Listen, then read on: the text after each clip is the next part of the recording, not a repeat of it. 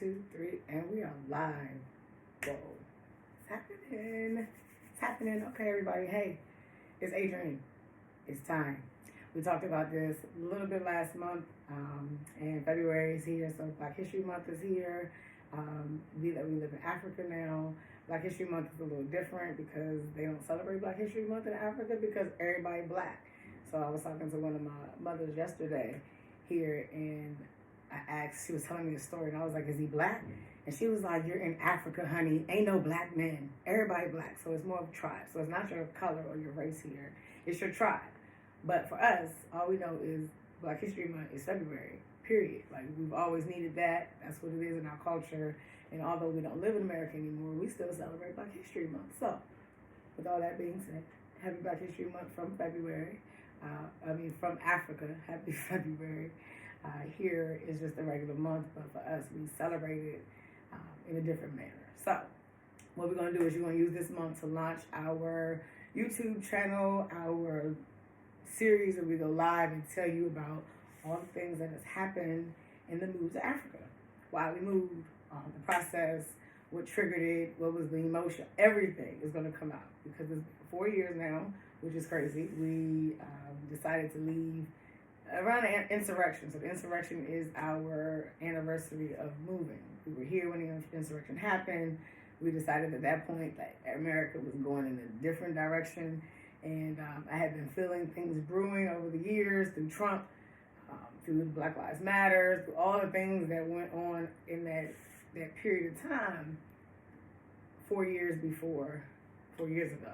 So, long story short, this is the beginning. This is what a lot of people have been asking for. We are not on YouTube like that. A lot of other people are. Most people have, followed several different families, people, businesses, entities as they move from America to Ghana or Africa. We've watched a few, but really don't have time to watch. Really don't have time to do our own, but we do know that it's important that we share our story so that it is clear what's going on while we're here. And if you're interested in doing anything here, you got your people here. Your tribe is on the ground, so you don't have to worry about a lot of that funny African business, the foreign land. You don't know, you just you don't have to do that. You have people here, people that know what it is and what it ain't. And you use that. That's the purpose of having a tribe. That's the purpose of having a home base. So no matter where you are, you have a home base, especially here in Ghana. So I stand here as a dual citizen. I stand here as a proud Washingtonian. I am a member of the African American Association of Ghana, which is an organization that's been around for over 30 years. And it's just for us, by us. It's just for those that make it here and land here and need some familiarity while they're here. That's what it's for. It's to make sure that you're okay. It's to make sure that you have someone to call. So I'm excited about AAAG. Last year I was the vice president. This year I'm the corresponding secretary. So we'll be making sure we get some information out more about AAAG because it's not really known as well as it should be. Like, it just isn't. So what does that mean? We have to do more, getting the word out there about who we are and when you land in Ghana, where we are. Okay, so we're going to start this off. All the videos and all the clips will be rather short. I can't stand a long video, right? You'd be like, yo, fast forward. I don't want y'all to do that. I want you to listen and get the gist, and then we go to the next one. So this particular day, I was online early this morning, and we're 5 hours ahead of y'all, so we're back in the future, like back a bit. So we're in the future. So when y'all wake up, I done already had half the day, I done already seen a client. So we're always ahead of time. So anyway, long story short, this morning I woke up and my girl Lynette, who I follow on Instagram, had something to say that triggered this whole video. What am I saying? I love to tell y'all because y'all need to hear it. So DEI done died. Or at least it's on the verge. What's DEI? Diversity, equity, and inclusion. You might have heard it used in the workplace from 2020 to 2022 as JEDI, or Justice, Equity, Diversity, and Inclusion. In the aftermath of the killings of Ahmaud Arbery, George Floyd, Breonna Taylor, Rayshard Brooks, and many others in 2020, we saw the United States and U.S.-based companies burst into action, establishing all of these funds and initiatives to show black people that they got the atoning for racism thing right this time. Right? Wrong. I'll get into the DEI debacle of today in just a second, but let me take you on a little ride. Eben Kennedy, the author of Stand from the Beginning, which I don't know, you might have seen me in the documentary. The documentary that's currently up for an NAACP Image Award. Oh, would you look at that? So am I. 3 times in a row. 3 times in a row. She's hilarious. The book Stamp was released in 2016, the year Donald Trump got elected. And in the beginning of this book, Dr. Kendi did an excellent job foreshadowing the racial unrest that would take place over the next 4 years. And do you know how? Because the only reason Donald Trump got elected is because white people were mad we had a black president for 8 years. Yeah. Let's remind the people. We all know Trump was punishment for having the audacity to believe that they could be leaders of the free world. And this punishment was indicative of just another wave of white backlash to black progress, which our history has seen so much of. Case in point, enslaved people literally started doing anything, slave codes. Black people get free, Johnsonian Reconstruction. Black people start getting involved in government, compromise 1877, followed by black codes. Black people start having a little fun during the Renaissance, Jim Crow. Black Panthers start brandishing weapons, all of a sudden we got clarified gun laws. And the list goes on, and now today, the people in charge said the blacks have been standing in the sun for far too long, and now we gotta go back towards racism. The whites talk about DEI like it's a new affirmative action, and that they believe it to be something constructed for Negroes to get ahead without being qualified, which doesn't make any. All right, we will stop there because you can definitely go on her page and stay up to date on her Friday parking lot pimping sessions. But she hit a nerve yesterday for me, DEI particularly. Let's see, my last job in the States was a corporate job, and if you know me, I'm not the corporate type. I can be. I have been. I love business. I have MBA. I'm all of that thing. So I can be, but I did not want to be.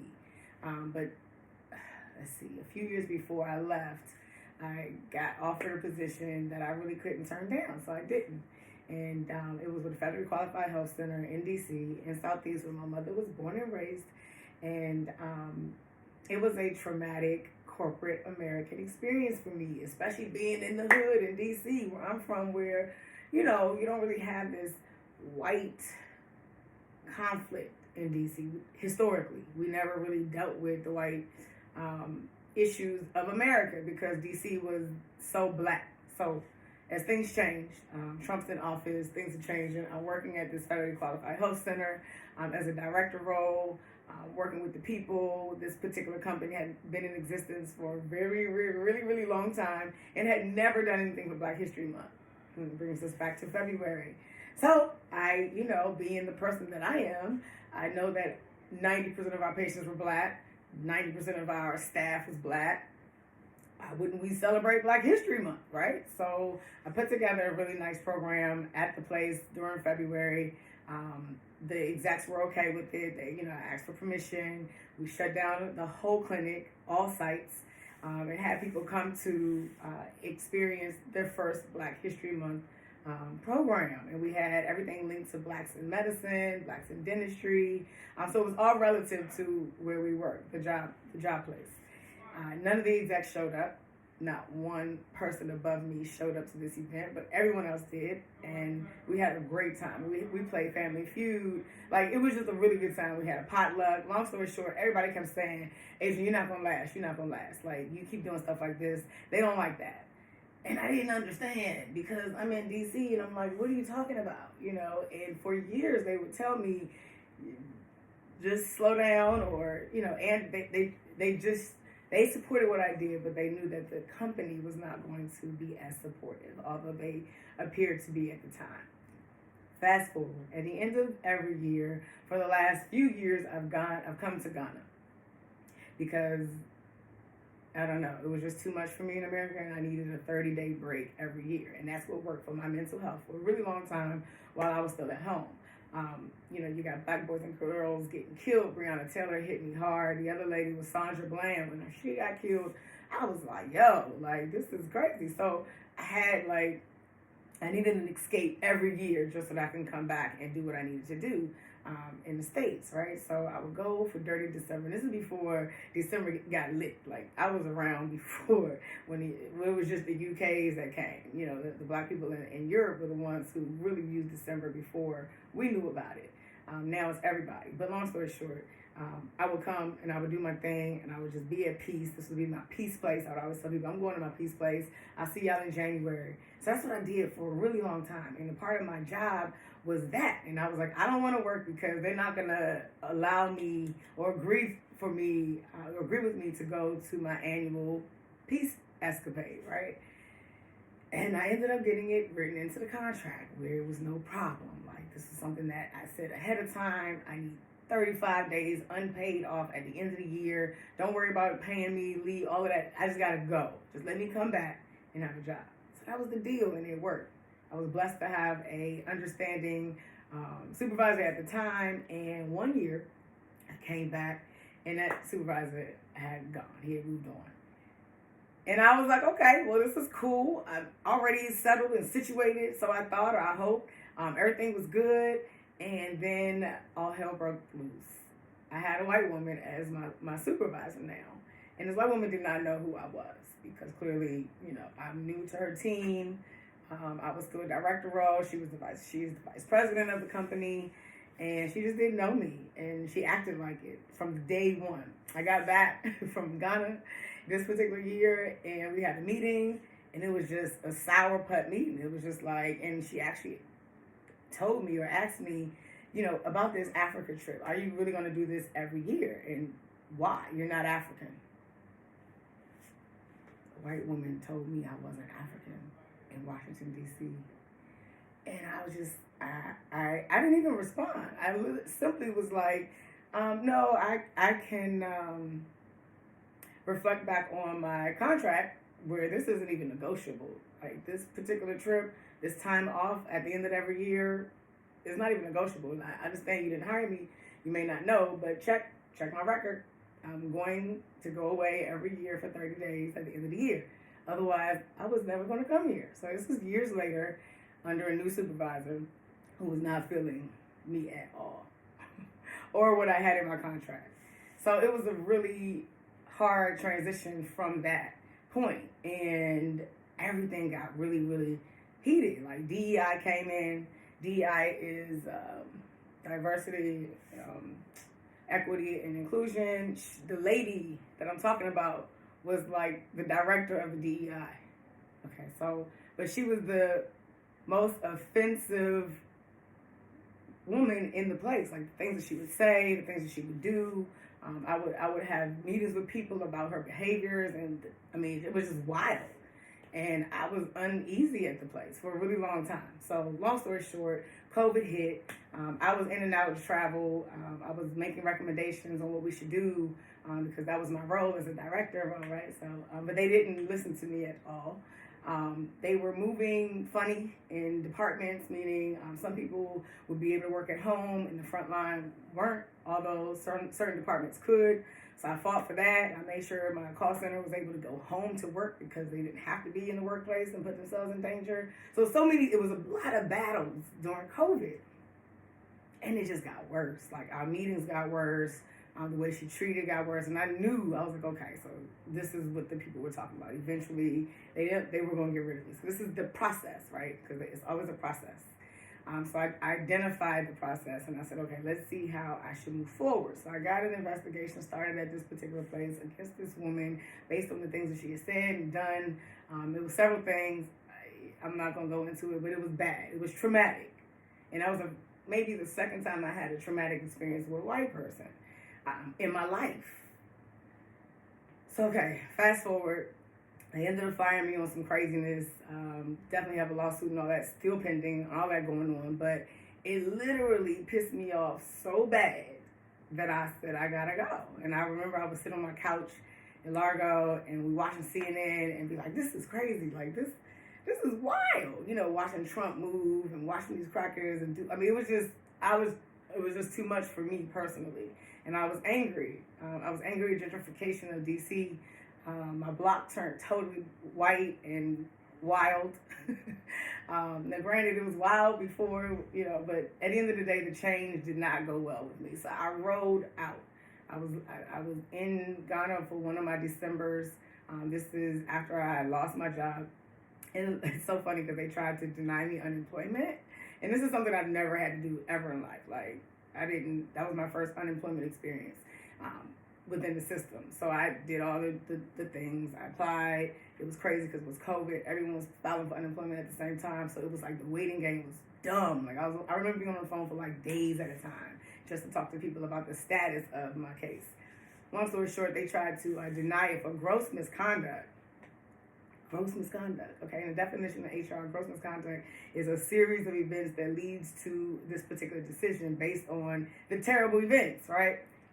Never had I even been written up. Like, I am a great employee. If you get me to work for you, because I am an employer as well, so I know what an employee needs to do. So it's like a good exchange. At the end of the day, it was denied. I got all my money, and I used that money and that time to get the hell out of Dodge. So I spent all of my unemployment cash creating a life for myself in Africa. All right, so that's why I left. It was a lot. The first experience, the first of the two experiences with the indecent white people were I got called a nigga in an elevator in the Bowie office. So of course I was in Bowie with my parents, and I've been there. We've owned that spot for over 20 years. I've never had no issues in that building. So long story short, I'm coming home, going to work, get on the elevator, and this white man gets on the elevator with me, and he says, "Damn, you sexy for a nigga. Too bad I'm racist." And I don't know if I had my headphones in or I just totally didn't talk to the guy, didn't think he was talking to me until he said it again. He repeated himself. And that's when it clicked of what he said the first time and what he's, that he totally was like, "I'm fine for a nigga. And too bad he was a racist." And that, it hit me. Like, to the point I got to the office, my phone was like, "What's wrong with you?" And I was in shock. I was just like, I don't even know what just happened. It's like being attacked in your own home, like on your own home street. And that's how I felt. So that was the first time. And that's when I knew the Trump shit was going out of control. The direction of America was not right, okay? And I had to think of something. I had to get out in between the cold and the white people. I was totally over it. All right, fast forward to Ghana. Of course, I picked Ghana because I knew Ghana. It was a familiar place for me. It was an easy place for me. I had a few roots here. I knew some people here. I had been coming since 2005. Reason being is I did my genetic testing a long time ago, and they said that we were linked to the Asante people of Ghana. This is when I was at Xavier. Shout out to all my ex-ULA family. And I remember I was like 19 when I got the call. I was like, what? I didn't even understand at the time because I didn't know my aunt had did it. Long story short, it had been done in D.C. My family was chimed all these things to Ashanti of D.C. I missed it all because I was at Xavier in school. But I always said I was going to come to Ghana and check it out. So although I missed the event at the embassy and in the city, I would actually be the first to come and put my feet on this ground since this is where we were supposed to be coming from. And I didn't believe it, so I wanted to see it. Okay, so that's why I came to Africa. That's why I came to Ghana a long time ago in 2005. And I was definitely impressed, definitely was convinced that this is where part of my family was from.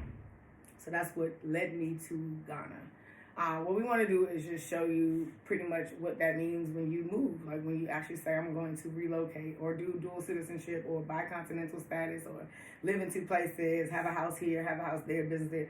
It's not easy, but it can be done, and that's what we wanted to do. I didn't want to raise my kids in a sole American environment. I wanted them to have multiple different lifestyles and options and exposure. So that's why I left. All right, so 4 years down the line, we have businesses, we have houses, we got cars, friends, family here, like you make your whole new life here. Like I have a mother figure here, I got aunties, we got uncles. You find your family here because that's what it is. And it feels good because you have pretty much two settlements. So I'm in America, I could be home, I can get frustrated, be like, you know what, I'm out, I'm going. And that's a good choice for me personally. It's not easy though, it's not cheap. Getting to America back and forwards is very expensive on the flight. I'm sure everyone knows that.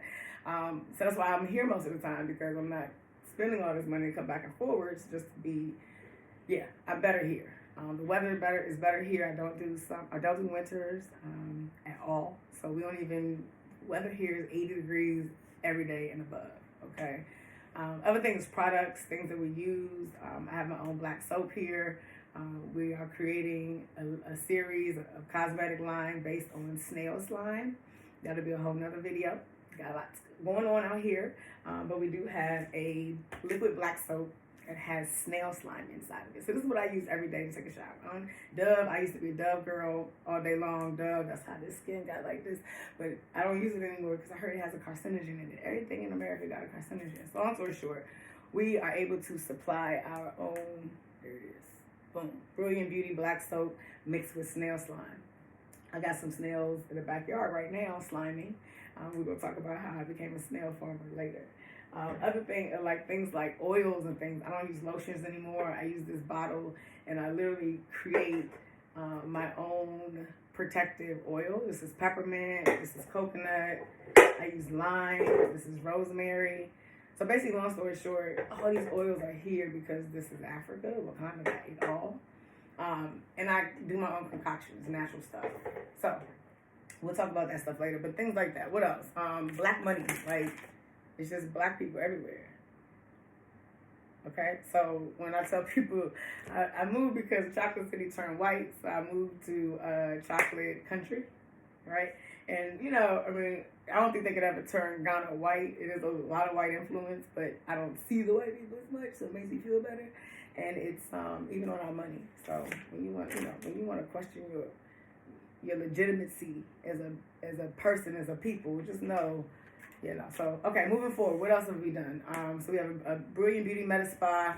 Marissa and I brought our expertise from America here to do a med spa. So we do a whole lot of different soft dermatology, hair support procedures, and yeah. So we have fun with that. So we have that.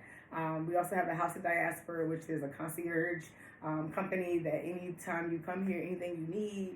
Okay, you need your 1942. You want some good champagne. You want to smoke, whatever it is, right?